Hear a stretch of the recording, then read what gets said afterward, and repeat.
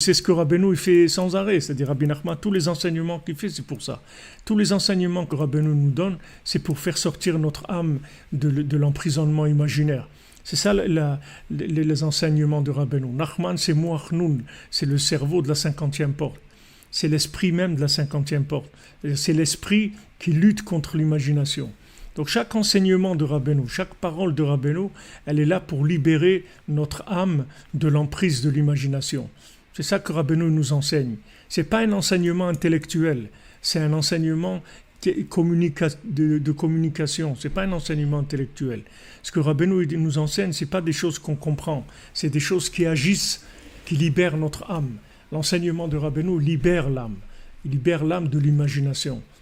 Vous allez trouver beaucoup d'enseignements, mais ces enseignements, c'est vous qui allez les conduire avec votre cerveau. C'est vous qui allez les cuisiner selon comment vous comprenez, etc.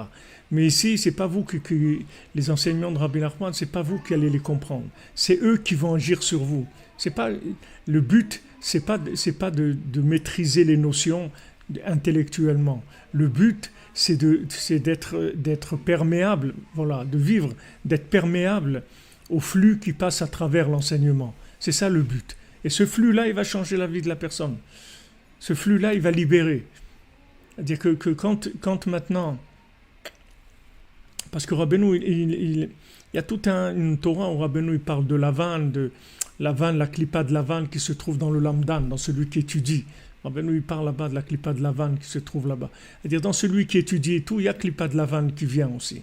La clipa de Lavan, c'est-à-dire l'imagination, c'est-à-dire trouver des idées et tout, qui sont complètement imaginaires, des façons, des halachot, des façons de se conduire, qui sont complètement imaginaires.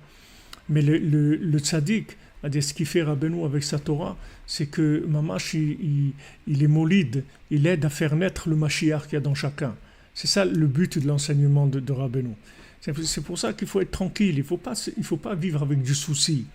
Il ne faut pas vivre avec de l'angoisse. Il faut vivre tranquille, parce que Rabbeinu, il te libère complètement. Juste fais ce qu'il te dit de faire, c'est tout. Fais ce qu'il te dit de faire, tu vas voir qu'il va te délivrer complètement. Tu vas sortir complètement.